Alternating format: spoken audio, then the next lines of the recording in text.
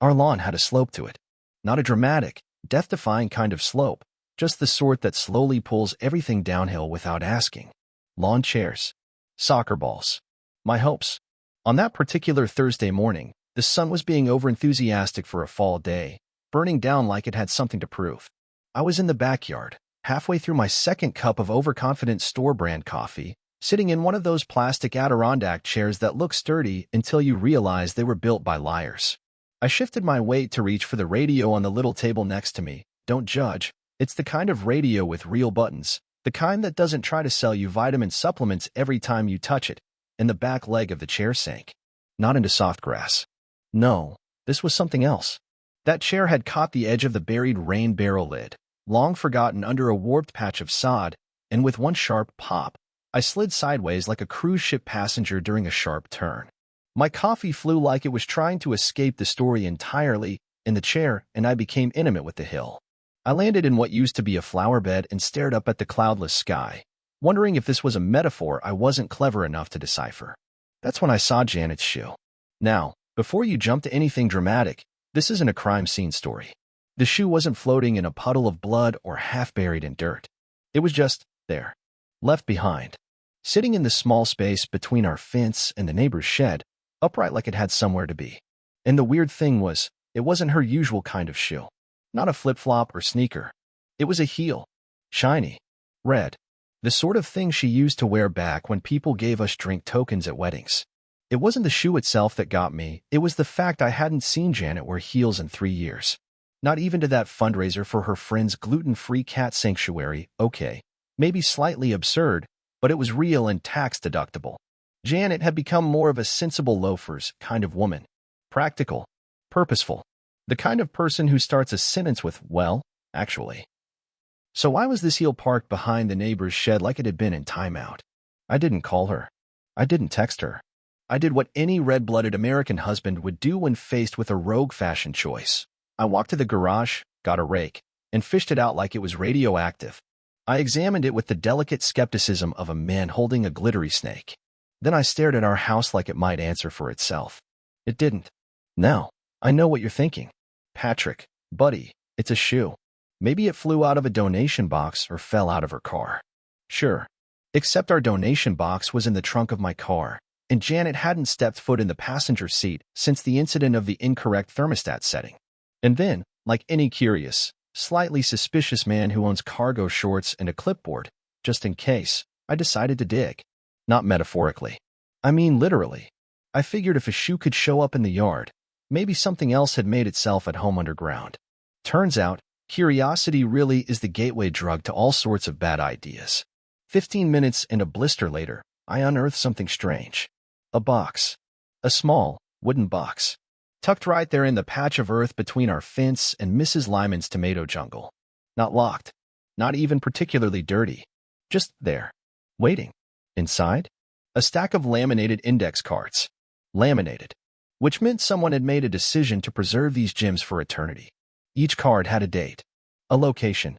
And here's where it gets juicy, a short sentence in Janet's handwriting, written with the tidy grace of someone who once color-coded our spice rack alphabetically, and yes, paprika is still under P.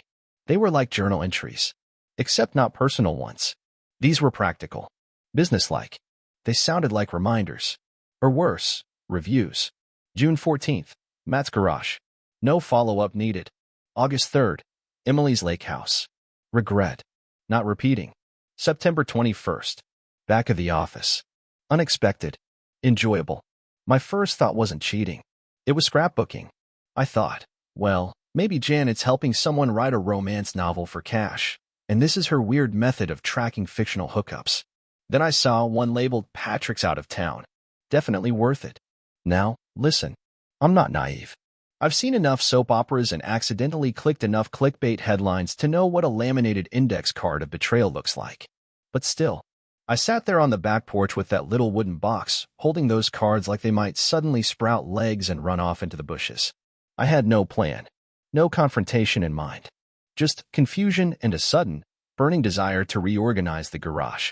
So I waited. Waited until she came home. Janet walked in carrying a reusable shopping bag, humming something that sounded suspiciously like a guilty conscience set to music. She kissed my cheek and asked if I wanted chicken or salmon for dinner like nothing had changed, like we weren't living on a laminated landmine. I said, real calm, "Did you lose a shoe?" She blinked. "A shoe? Red heel. Backyard."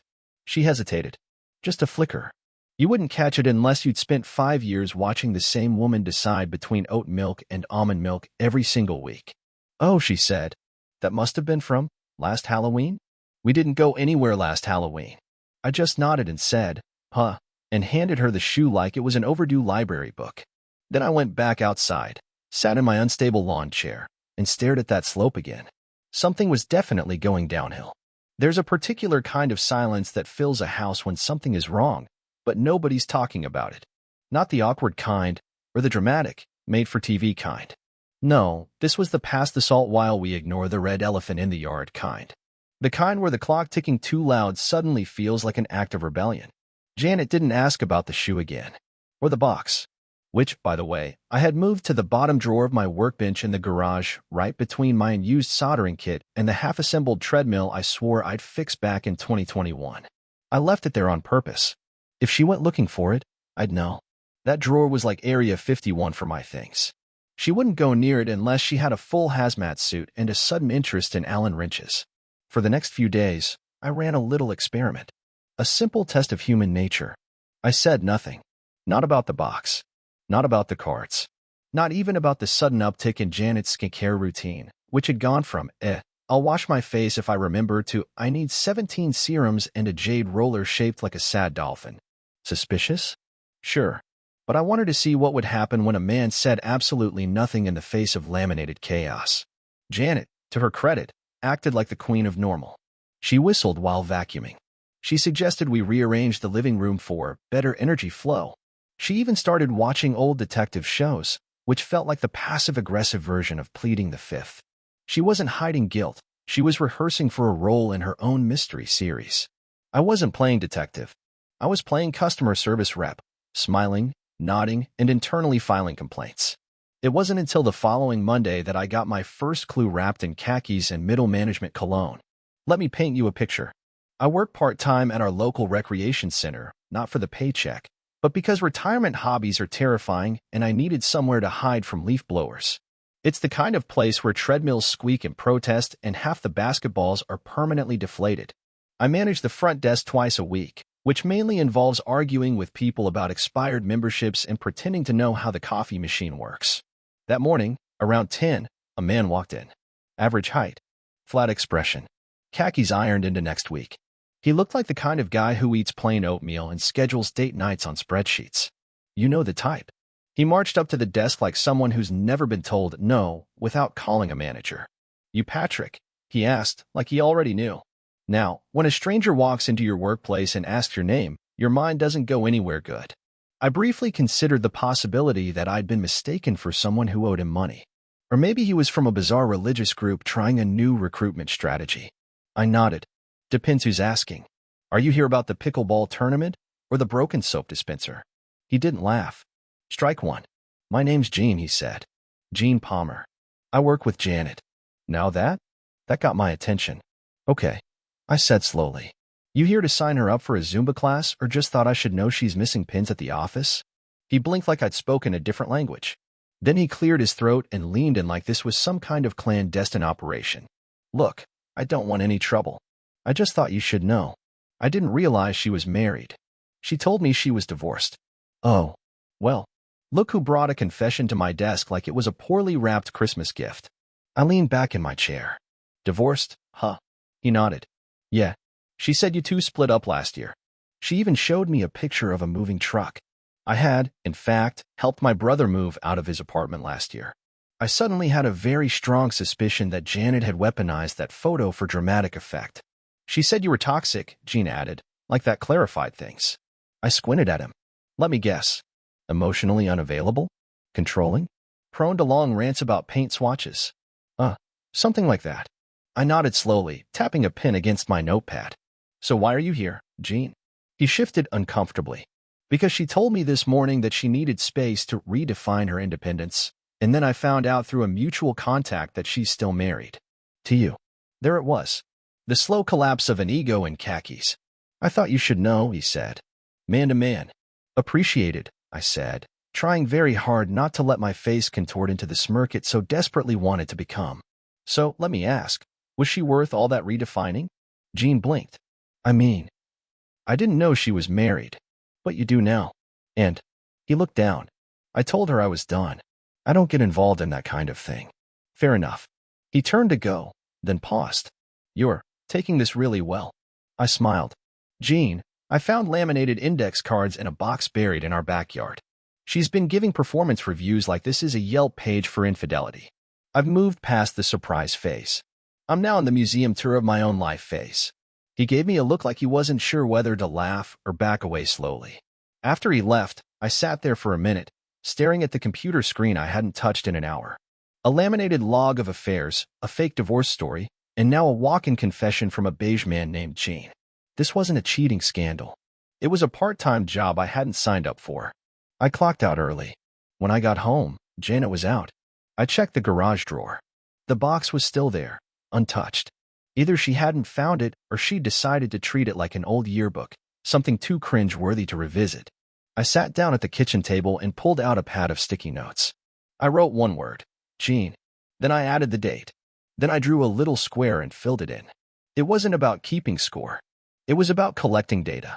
Because if Janet was going to run her betrayal like a business, I was going to become the world's most thorough auditor. And let me tell you, business was booming. The next morning, Janet decided to clean the spice rack. This would have seemed harmless if it weren't for the fact that she only did deep cleaning when she needed a distraction or had just done something suspicious involving taxes. She had alphabetized the oregano and paprika before, but now she was categorizing them by cuisine type, which I'm pretty sure isn't a real system, just an excuse to touch something other than her phone. I walked into the kitchen and watched her for a solid minute while she debated whether dill was more Eastern European or miscellaneous. She glanced up like I'd caught her attempting espionage and smiled in that way people do when they're bracing for a question they don't want to answer. Sleep okay? She asked, brushing a speck of cumin off the counter like that was her most pressing problem. Sure, I replied. Slept like a guy who spent the evening indexing laminated evidence of his wife's extracurricular calendar. She froze.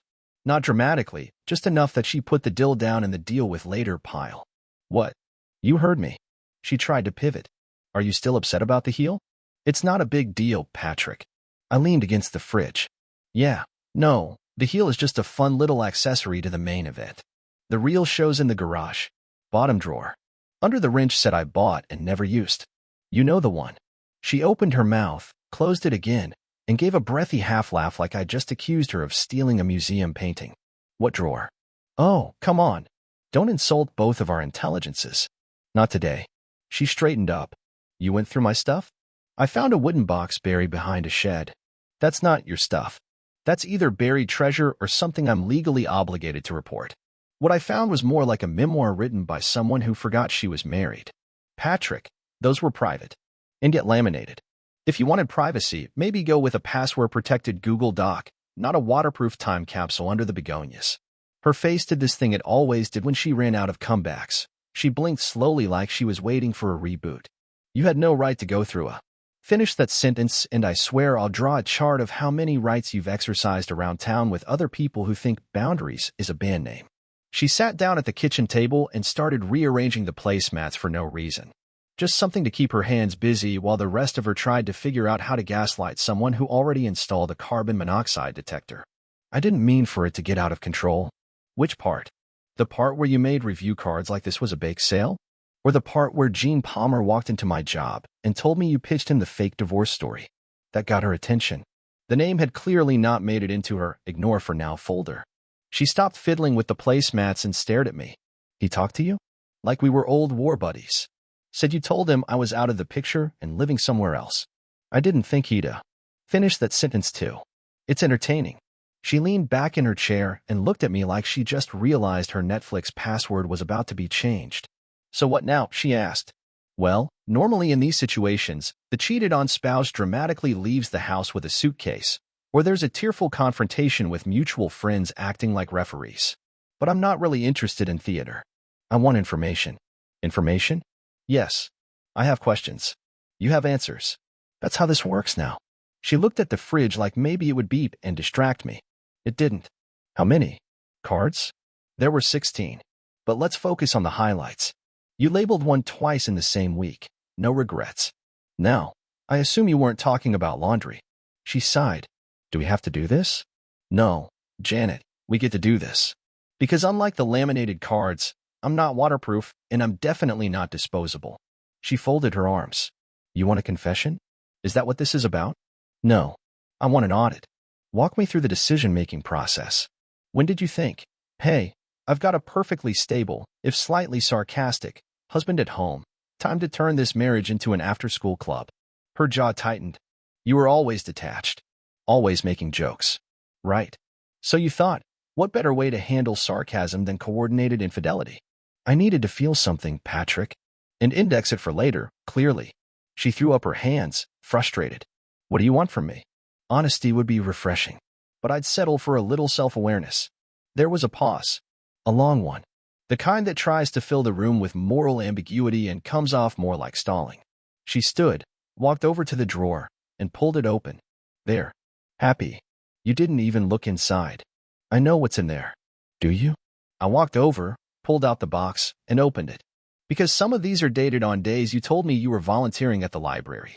One even says, and I quote, parking lot adventure, 3 stars, too much talking after. You were rating them like Uber rides. She didn't reply, which was a smart move, because anything she said would have made it worse.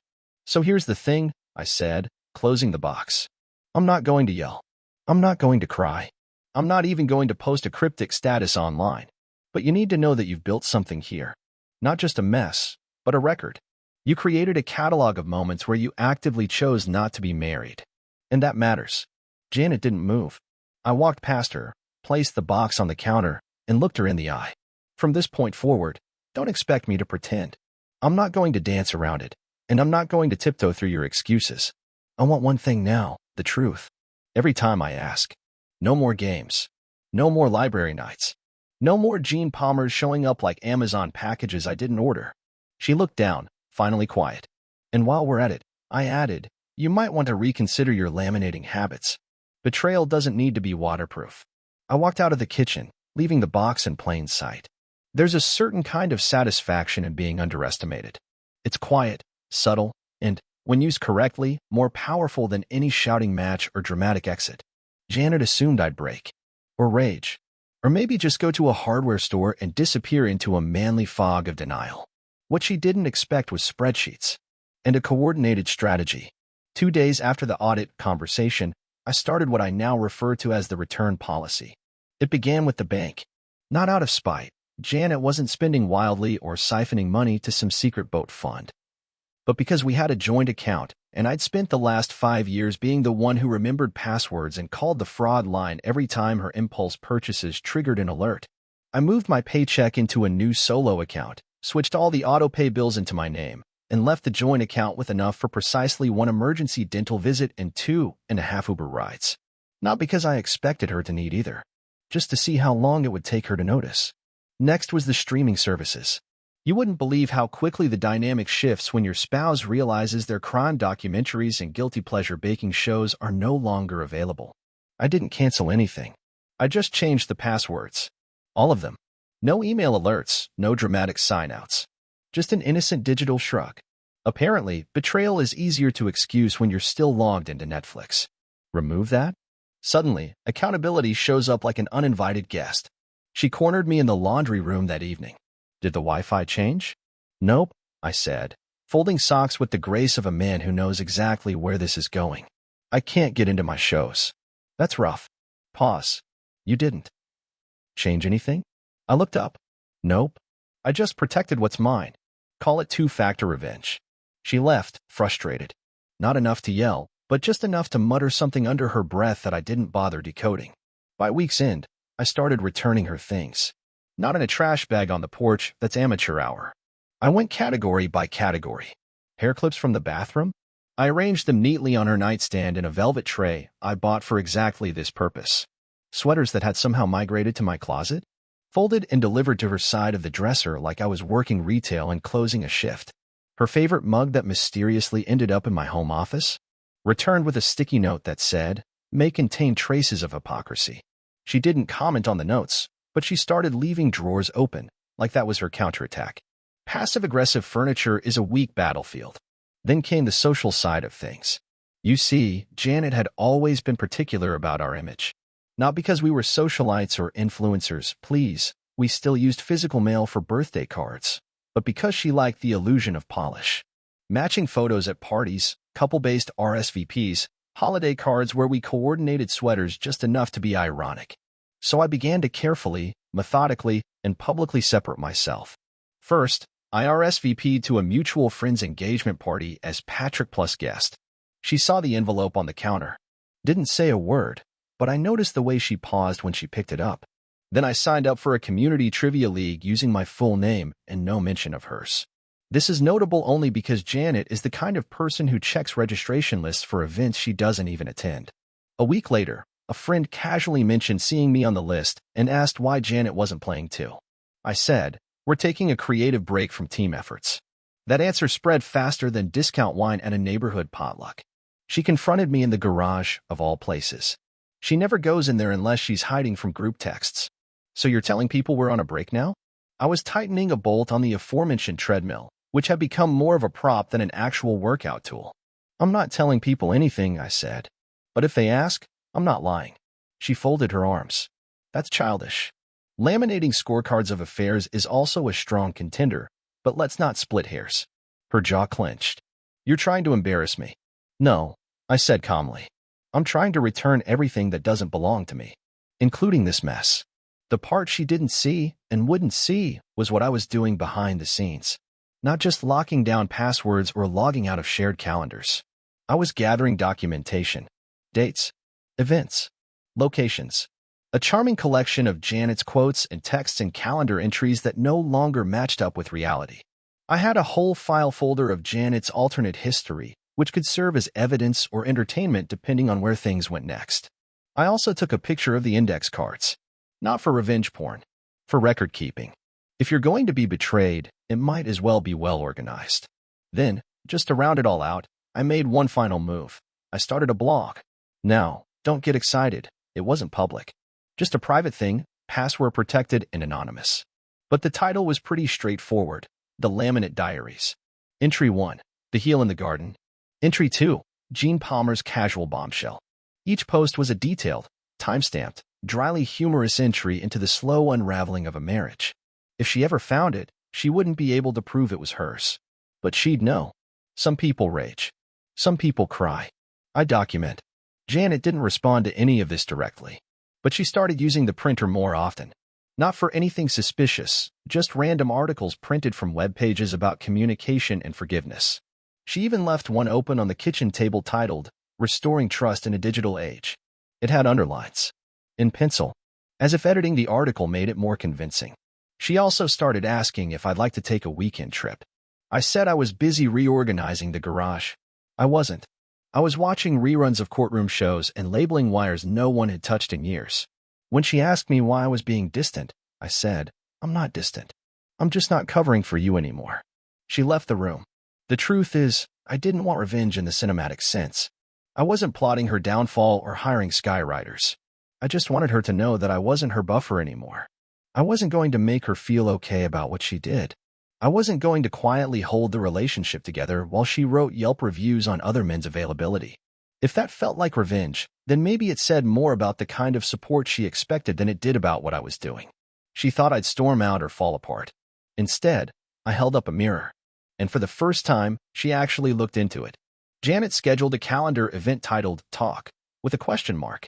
She sent it to my email, invited me like it was a business meeting, and even included a brief note. "Just want to talk, not argue. Promise." The passive optimism of someone who accidentally started a wildfire and was now offering to clean the ashes with a wet napkin. It was a Tuesday evening, which meant absolutely nothing special was happening, making it the perfect time for unresolved drama. I accepted the calendar invite. I also set a 10-minute reminder, which felt appropriate for something I didn't want but couldn't quite delete. She chose the living room. Neutral territory. She even moved the lamp from the corner to the coffee table, like bad lighting had been the real problem all along. When I sat down, she handed me a coaster. It was shaped like a pineapple. I took this as a symbolic gesture of absolutely nothing. I don't know how to start this, she said. That makes two of us, I replied. But you picked the time and sent the invite, so I'd say you're the keynote speaker. She glanced at her folded hands. I've been thinking. Careful. That's how this started. Patrick. I'm just saying, thought spirals are how we got a catalog of strangers buried behind a garden shed. Maybe we approached thinking with caution. She took a breath and gave me a tired look, which I assumed was meant to be disarming. Unfortunately, I'd reached my lifetime quota of being disarmed. I didn't expect it to go this far, she said. The mistakes. The distance. Everything. Distance doesn't laminate itself. Can you stop with the jokes? I could, but you're gonna have to make a really strong case. She closed her eyes for a moment, like she was trying to pause the world. Then she opened them and looked directly at me. Are we done? It was a good question. Logical. Efficient. Like asking if the internet was down or if you just entered your password wrong again. I appreciated the bluntness. It saved us from pretending. We've been done for a while, I said. You just had a longer runway. I didn't mean to destroy everything. You didn't destroy everything. You just proved what could be destroyed. She looked away. That's not fair. Sure it is. I didn't write the cards. I didn't host performance reviews in parked cars. I didn't tell Gene Palmer you were divorced. Why him? She asked suddenly. Why bring him into it? I didn't. You did. He brought himself in. And he walked right back out. She went quiet, rearranged the coasters like they were puzzle pieces, then said, Do you hate me? No. That would be easier. I actually prefer my emotions not to be that generous. Then what do you feel? Like I've been living with someone who filled out a survey about me and then handed it to other people. She didn't argue. She didn't apologize, either. Just sat there, absorbing the discomfort like a heat lamp set on low. I don't know how to fix this, she finally said. You're assuming there's a fix. There isn't. There's a conclusion. She nodded, slowly. You want to separate. I want to stop pretending we're something we're not. You're not a villain. I'm not a martyr. We're just two people who started something and then handled the middle parts completely differently. Is that your version of closure? It's my version of facts. She leaned back, looked at the ceiling like it might have answers. It didn't. I still care about you. I care about a lot of things. Doesn't mean I keep them after they stop working. She gave a small laugh. You're very good at making pain sound like an email draft. And you're very good at filing it away like it's an optional update. We sat there in silence for a minute. Not awkward. Just necessary. She finally said, So what now? You move out. Or I do. Doesn't really matter who at this point. And then, we figure out the logistics. Who takes what? Who needs what? Maybe we email about it. You seem to like that format. Her lips pressed into a line. You really don't want to work through it? I want to understand what I'm actually working with. And what I see right now is someone who didn't want a partner. She wanted a mirror. I didn't mean for it to be selfish. But it was. You didn't check. You just took. She didn't deny it. Which was, I'll admit, one of her better decisions that evening. I'll go to my sister's, she said. That works. I'll need a few days to pack. Take what you need. Leave what you don't. I won't stop you. I won't chase you. There wasn't much left to say. I stood up, walked past her, and paused only briefly to switch off the extra lamp. The lighting hadn't helped.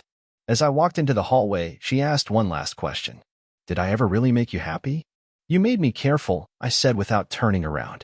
That lasted longer. She didn't follow me. The day Janet left was not the dramatic finale she might have envisioned.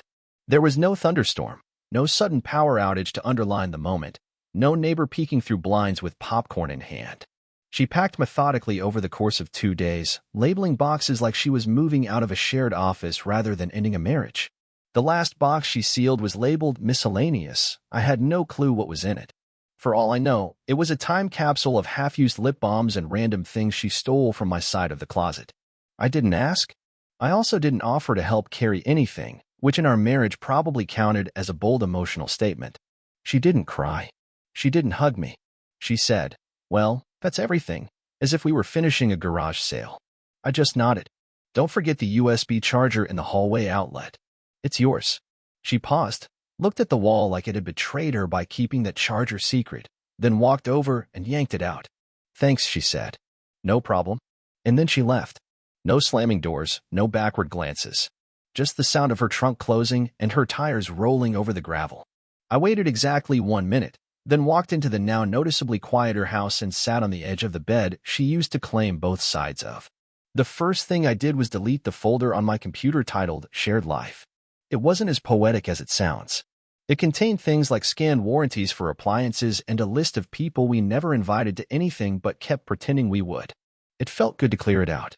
Like tossing out expired coupons, only more symbolic and less sticky. I also logged out of the shared grocery app. She used to list things like celery hearts and non-fat yogurt, while I just add batteries every week because it made me feel prepared. We were clearly not aligned in that department either. Over the following days, people started reaching out. Some were genuinely checking on me.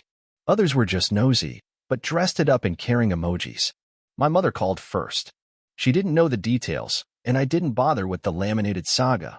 I just said, it didn't work out.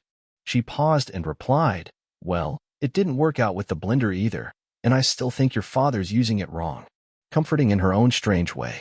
A few friends invited me out for things. I declined the first 3 invites just to maintain the illusion that I was still deeply wounded and mysterious.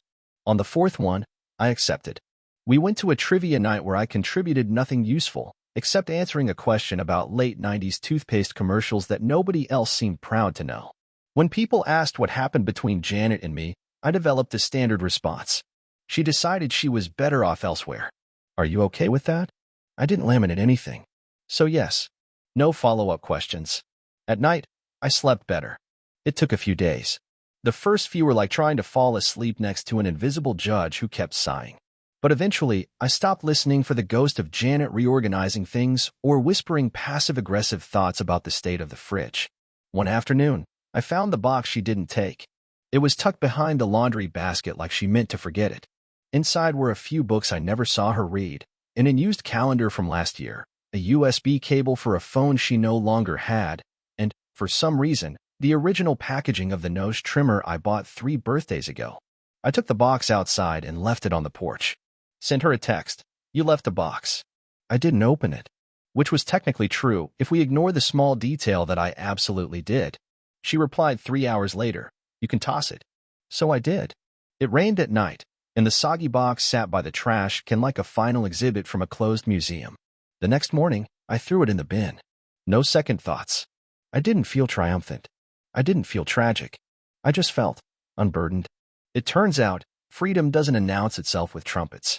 Sometimes it just shows up quietly, the moment you stop explaining things to someone who wasn't listening. I started walking in the evenings. Not for health reasons, though I'm sure my watch appreciated the steps.